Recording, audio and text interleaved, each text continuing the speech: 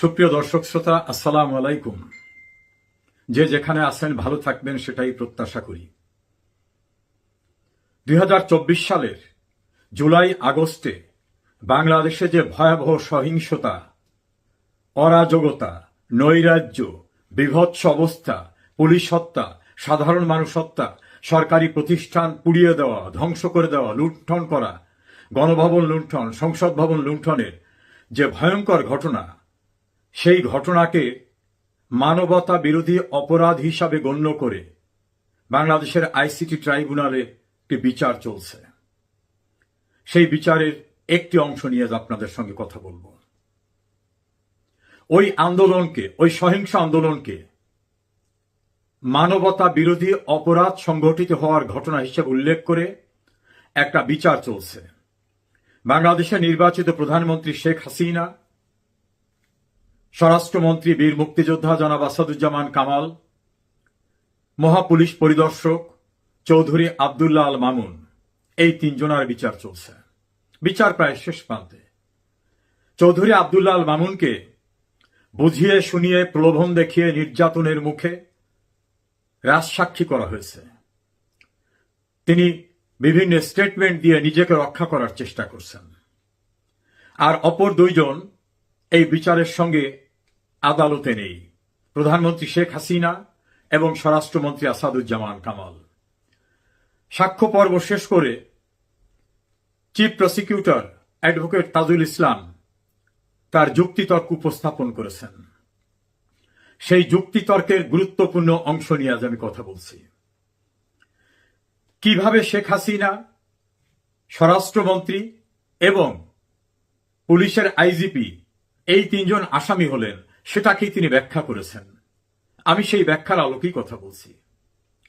তিনি বলেছেন superior command responsibilities, অর্থাৎ ঊর্ধ্বতন কমান্ডারের দায় দায়িত্ব। এই অভিযোগে প্রধানমন্ত্রী হিসাবে শেখ হাসিনা, স্বরাষ্ট্রমন্ত্রী হিসাবে জনাব আসাদুজ্জামান কামাল এবং পুলিশ প্রধান হিসাবে চৌধুরী আব্দুল্লাহ আল মামুন দায় অস্বীকার করতে পারেন না। সুপিরিয়র রেসপন্সিবিলিটিস, ঊর্ধ্বতন কর্তৃপক্ষের দায় এবং দায়িত্ব, আইনের ভাষায় সুপিরিয়র রেসপন্সিবিলিটিস। সে কারণে যারা গুলি করেছে, যারা সহিংসতা করেছে, যারা তাদের কথিত মানবতা বিরোধী অপরাধ করেছে, তাদের সুপিরিয়র ছিলেন শেখ হাসিনা, সুপিরিয়র ছিলেন আসাদুজ্জামান কামাল, সুপিরিয়র ছিলেন চৌধুরী আব্দুল্লাহ আল মামুন। সেজন্য তারা অপরাধী, তাদের বিচার করা হচ্ছে। তিনি আরো বলেছেন অনেক পুলিশ গুলি করেছে, অনেক পুলিশ অন্যায় করেছে, আমরা গণহারে তাদের ধরছি না, আমরা কমান্ডিং লেভেলের যারা তাদেরকে ধরছি। প্রশ্নটা এখানেই, প্রধানমন্ত্রী কমান্ড দিয়েছেন কিনা, স্বরাষ্ট্রমন্ত্রী দিয়েছেন কিনা, সেটা অনেক আলোচনা, অনেক বিবেচনার বিষয়। কারণ পুলিশের কে কোথায় কি দায়িত্ব পালন করবেন এটা কারো কমান্ড দেওয়ার কোনো আবশ্যকতা নাই, আইনে আছে এবং তাদের উপর দায়িত্ব দেওয়া আছে। কিন্তু প্রাসঙ্গিক বিষয়টা হচ্ছে সেনাবাহিনী রাস্তায় দায়িত্ব ছিল এই সহিংসতাকালীন সময়ে। জাতিসংঘের যে রিপোর্টটি, সেই রিপোর্টে সেনাবাহিনীর ভূমিকার কথা উল্লেখ করা হয়েছে এবং সেনাবাহিনীর প্রধান যিনি সেনাপ্রধান জেনারেল ওয়াকারুজ্জামান এবং পুলিশ প্রধান চৌধুরী আব্দুল্লাহ আল মামুন, তারা যাত্রাবাড়ির ভয়াবহ নৈরাজ্য, সহিংসতা, নাশকতা পরিদর্শন করতে গিয়ে সেই বিভৎসতার উপরে বক্তব্য রেখেছিলেন। পুলিশ যদি আইজিপির নির্দেশে রাস্তায় নেমে থাকে, সেনাবাহিনী নিশ্চয়ই সেনাপ্রধানের নির্দেশের বাইরে রাস্তায় যায়নি। এবং জাতিসংঘের রিপোর্টে যেভাবে অভিযুক্ত করা হয়েছে ল এনফোর্সিং এজেন্সিকে, তার ভিতরে সেনাবাহিনী, বিজিবি, পুলিশ, আনসার, র্যাব, তার ভিতরে সেনাবাহিনী আছে এবং ওই রিপোর্টে বারবার উল্লেখ করা হয়েছে কিভাবে সেনাবাহিনী কি দায়িত্ব পালন করেছে, আকাশে, নিচে, রাস্তায়, সবখানে। র্যাবের ভিতর সেনা সদস্যরা রয়েছে, সেনাবাহিনীর ডাইরেক্ট যারা রাস্তায় ডিউটিতে ছিলেন তারা সেখানে রয়েছেন। তাহলে পুলিশের হাইকমান্ড যদি পুলিশের আইজিপি হন, স্বরাষ্ট্রমন্ত্রী হন, তাহলে সেনাবাহিনীর হাইকমান্ড সুপিরিয়র রেসপন্সিবিলিটিস সেনাপ্রধান জেনারেল ওয়াকারুজ্জামান কিভাবে এড়িয়ে যাবেন? এটা ফৌজদারি আইন বিশেষজ্ঞদের বিশ্লেষণ এবং অভিমত। আপাতত তাকে স্পর্শ করা হচ্ছে না। বিদেশে থাকা 3 জন অনলাইন অ্যাক্টিভিস্ট পিনাকি ভট্টাচার্য, কনক সরোয়ার, ইলিয়াস হোসেন এবং অপর কয়েকজন অবসরপ্রাপ্ত বা চাকরিচ্যুত সেনা কর্মকর্তারা বারবার দাবি জানাচ্ছেন জেনারেল ওয়াকারকে গ্রেপ্তার করতে হবে। দেশের অভ্যন্তরে এই শিবিরের লোকরা জেনারেল ওয়াকারের বিরুদ্ধে সোচ্চার। এমনকি এনসিপির নেতারা, এবি পার্টির নেতারা বিভিন্ন ফোরামের, অর্থাৎ জেনারেল ওয়াকারকে গ্রেপ্তার করা এবং এই দায়ে অভিযুক্ত করার দাবি সোচ্চার হয়ে উঠেছে। অতীতেও কিন্তু এই ট্রাইব্যুনালে এখন যাদের বিচার হচ্ছে তাদের বিচারের পূর্বে কিন্তু এমন একটি দাবিকে জোরালো করানো হয়েছিল। জেনারেল ওয়াকারুজ্জামান, আপনি নির্ভর করেছিলেন অবসরপ্রাপ্ত ইকবাল করিম ভুইয়া সহ সাবেক অবসরপ্রাপ্ত মেজর জেনারেল ফজলে এলাহি আকবর এবং অন্যান্যদের উপর। প্রভাবিত হয়েছিলেন তাদের দ্বারা। তারা কারা? একটি গণতান্ত্রিক সরকারকে উচ্ছেদের আন্দোলনে যারা ডাইরেক্ট ইনভলভ। একটি নির্বাচিত সরকার ক্ষমতায় থাকা অবস্থায় আপনি আর একটি সরকার গঠনের জন্য রাজনৈতিক দলের সঙ্গে যোগাযোগের দায়িত্ব দিয়েছিলেন বিএনপি চেয়ারপারসনের গুরুত্বপূর্ণ উপদেষ্টা অবসরপ্রাপ্ত মেজর জেনারেল ফজলে এলাহি আকবরকে।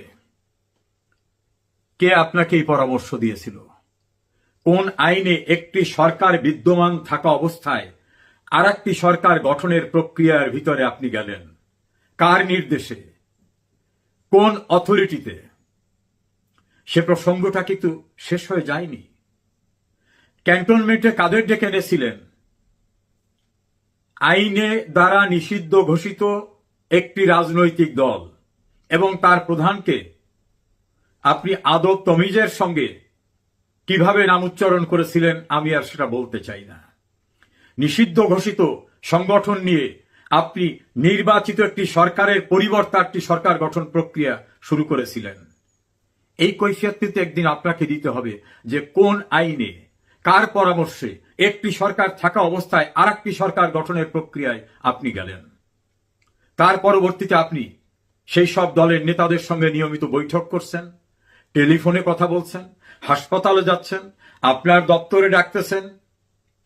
আর দেশটা যারা স্বাধীন করল, আপনাকে যারা সেনাপ্রধান করল, তাদের উপর যে নিবর্তনমূলক নির্যাতন, বর্বরতা, নারকীয়তা হচ্ছে, এমনকি বাঙালি জাতির সবচেয়ে শ্রদ্ধার সমস্ত অর্জনের সূতিকাগারের যে পবিত্র স্থানটি ৩২ নম্বর ভেঙে গুড়িয়ে দেওয়া হলো, তখনও কিন্তু আপনি সেনাপ্রধান এবং আপনার আর্মিরা সেখানে দাঁড়ানো ছিল। আপনি কি ভেবেছেন শেষ রক্ষা হবে? আমি যদি চিফ প্রসিকিউটর অ্যাডভোকেট তাজুল ইসলামের আর্গুমেন্টকে মূল্যায়ন করি, তিনি বলেছেন যে কোনো অপরাধের দায় শুধু যিনি অপরাধ করছেন তার না, তার সুপিরিয়র অথরিটি যারা ছিলেন, সুপিরিয়র রেসপন্সিবিলিটিস যার আছে, সেখান থেকে আপনার কি পরিত্রাণ হবে? আমার তো মনে হয় ওরা আপনাকে পরিত্রাণ দেবে না। আমার শুধু না, অনেকেরই আশঙ্কা।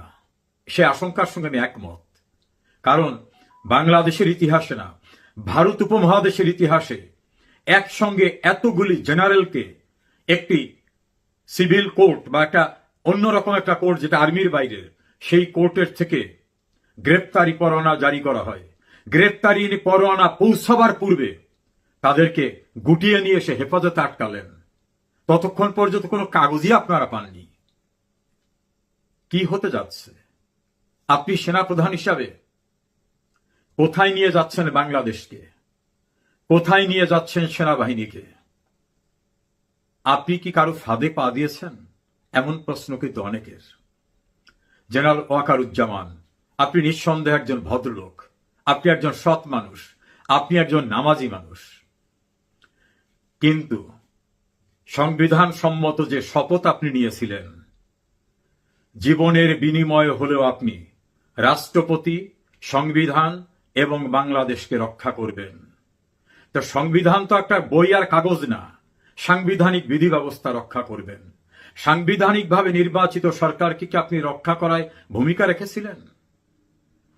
বাংলাদেশকে রক্ষা করায় কি আপনার ভূমিকা আছে? রাষ্ট্রপতিকে যেভাবে হেনস্থা করা হচ্ছে সেটা রক্ষায় কি কোনো ভূমিকা দৃশ্যমান?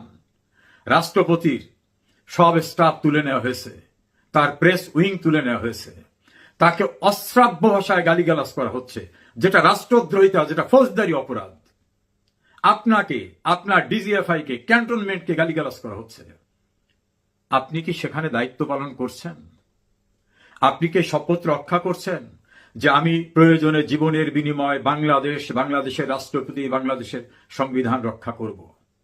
আপনার নিয়োগকর্তা যারা, আপনি কি তাদের সাংবিধানিক যে প্রোটেকশন দেওয়ার কথা সেটা দিয়েছিলেন? অনেকেরই ধারণা ধীরে ধীরে আপনার জন্য সময় তৈরি করছে। এই যারা এখন সুপিরিয়র রেসপন্সিবিলিটিজের অভিযোগে পুলিশের আইজিপি, স্বরাষ্ট্রমন্ত্রী, প্রধানমন্ত্রীকে অভিযুক্ত করে বিচার করছেন, আর্মি যারা রাস্তায় ছিল তাদের সুপিরিয়র অথরিটি হিসাবে আপনাকে ডাকবে, সে সময় বোধহয় খুব দূরে না। কেউ কেউ বলে আপনি কি সব কুল হারালেন? শুভকামনা সবার জন্য।